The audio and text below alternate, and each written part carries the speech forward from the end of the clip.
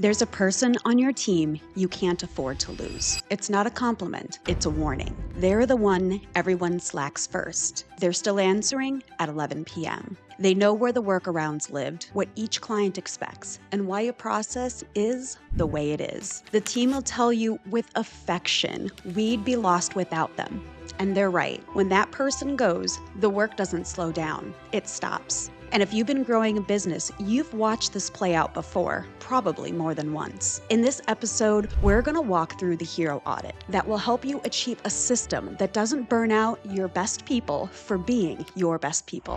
Hi, I'm Summer, founder of Driven Connection, and we eliminate inefficiencies that stunt growth. So let's name what's broken. Emotional waste and tribal knowledge look like two problems on a leadership offsite. They're actually one. Emotional waste is the cost of burnout. Christina Maslach has been studying burnout for decades, and the pattern is consistent. It starts as exhaustion, and then cynicism, and then a quiet sense that nothing you're doing matters. The trigger is hard work without control over your own time. Tribal knowledge is what businesses lose when expertise lives in one head, and the playbook nobody wrote, and the SME no one can replace. These aren't separate problems. Burnout takes the bandwidth to teach. Knowledge dependency makes the indispensable person more indispensable. It's one feedback loop with two faces, what I call the hero trap. And it's the kind of operational debt nobody puts on a balance sheet. The fix is a 4-step hero audit that I'll walk you through. But first, we have to see why this happens. Here's what it feels like. Decisions take longer than they should. Onboarding takes twice as long as planned. The same question comes up back across chat, DMs, and email. Your best person is tired in every meeting, but she's still closing the deal, fixing the bug, and writing the proposal. Your operations and your growth are running on her, not your systems, and she knows it. Let me show you the pattern. In episode 5, I told you about my own burnout when I went from running multi-million-dollar implementations to curling up under my desk hiding from my own life. The pattern that got me there is the same every time I've neared burnout in my career. I join a team, things would be moving.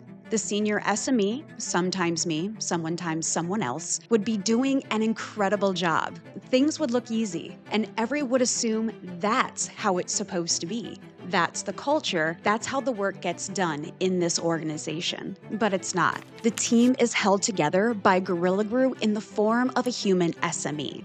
When that one person leaves, you don't lose one job. You lose 6 relationships, 4 undocumented expectations, 3 customer trust accounts no one can vouch for, and the institutional memory of why a process is the way that it is. The team doesn't slow down. It stops. On paper, replacing her cost 50 to 200% of her salary, according to research from the Society for Human Resource Management. What walks out is the institutional knowledge of why your business does what it does, and the trust your customers placed in her, not your brand. She's the most expensive line item you'll never see on a P&L. So if the hero trap is the same pattern in most teams, what's causing it? 4 reasons. The first is hero culture. Your recognition system is pointed at the wrong behavior, the public praise, the spot bonuses, the wow, she saved us again. Everyone signals to your team that the way to be valued is to do the impossible alone. Adam Grant's research shows selfless givers, the ones who say yes to everything,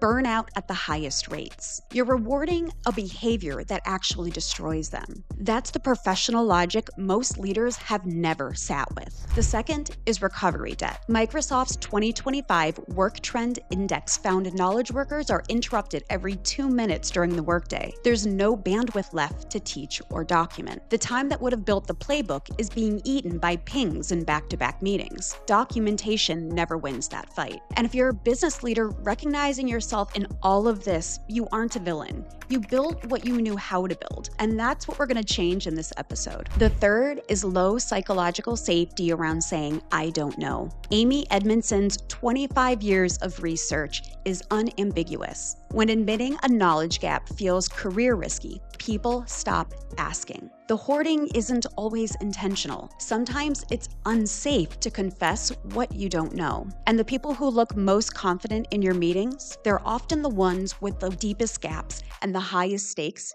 in hiding them. The fourth is no externalization ritual, no peer assist, no after-action review, no handbook first cadence. Knowledge stays in heads because nothing in the calendar moves it out, and nobody is rewarded for putting it in there. McKinsey says workers spend 19% of every week looking for information they should already have. All four things have one thing in common. The system rewards them.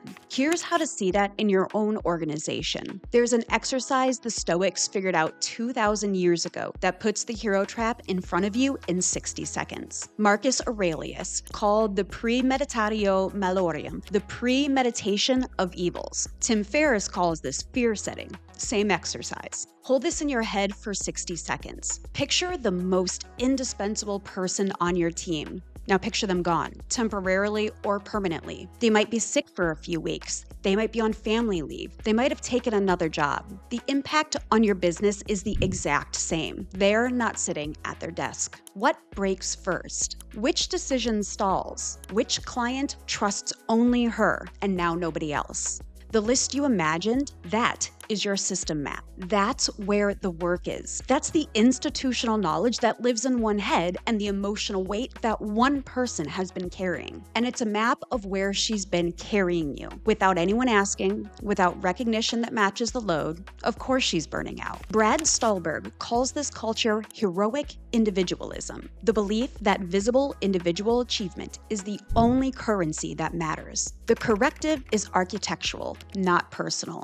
You don't depend on her staying, you build so she could leave. If you want proof this works, there are two organizations that built the operating model that doesn't depend on heroics at scale and in public. The first is GitHub. They run a 2,700-page handbook that's updated thousands of times a month. The rule is handbook first. Every repeat question becomes a handbook merge request. Their 2,300 employees run async first, and their new engineers ramp up faster than industry averages. The SME in any one role isn't a Gorilla Glue person. The handbook is. The second is NASA. They run a practice called peer assist. The principle is learning before doing. Before any major project starts, the team running it sits down with people who've been running similar and walks through what they learned the hard way. The session has structure, an agenda, and a recording. NASA built it because losing tactical knowledge between missions had cost them badly more than once. The lessons learned database is how the next mission doesn't repeat the last one's mistakes. Both made the same decision. Knowledge transfer isn't a side project, it's the operating model. And here's what they unlocked.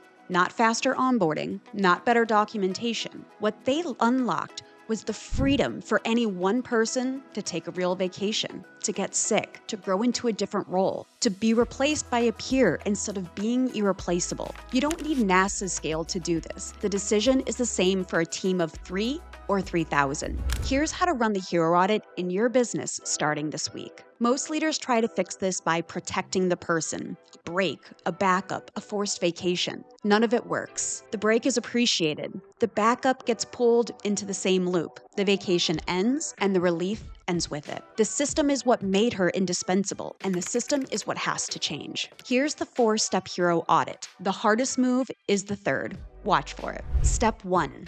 Name the heroes. Sit down with your leadership team and write a list of names. The person whose departure for 60 days would completely break the operation. Resist the urge to say, everyone's important. That's how you stay stuck. In most teams, the honest answer is somewhere between 2 and 7 people, and that list is your dependency map.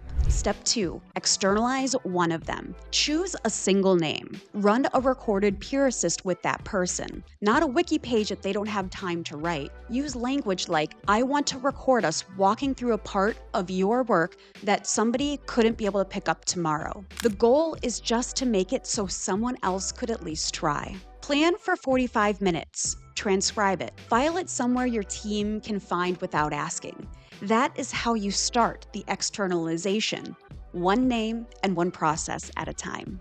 Step 3, record the teaching, not the firefighting. The first time someone teaches a peer instead of solving alone, recognize that out loud and in front of the team. Stop celebrating the save and start celebrating the system. It will feel like you're not rewarding effort. You are, and you're rewarding the right kind of effort in your business. Step 4, run a 60-day pulse. Once a quarter, ask the team, what's one thing that would still break if X person left tomorrow? Take that answer and externalize it next. Here are those 4 steps all together. Step 1, name the heroes. Step 2, externalize one. Step 3, reward the teaching. Step 4, run the 60-day pulse. Now is better than never. Culture changes when one leader decides how work should run, says why out loud, and shows the team what acceptable looks like. Remember the person you couldn't afford to lose? Build the system and you won't have to. Focus on what you can control. You can't control whether they stay. You can control whether you build it so they could leave. You're learning, you're growing, and you're building a system-led culture where well-being and knowledge transfer aren't perks, they're the operating model. I'm your host, Summer Ames Prodan, and we'll fix another inefficiency on the next episode of Driven Growth.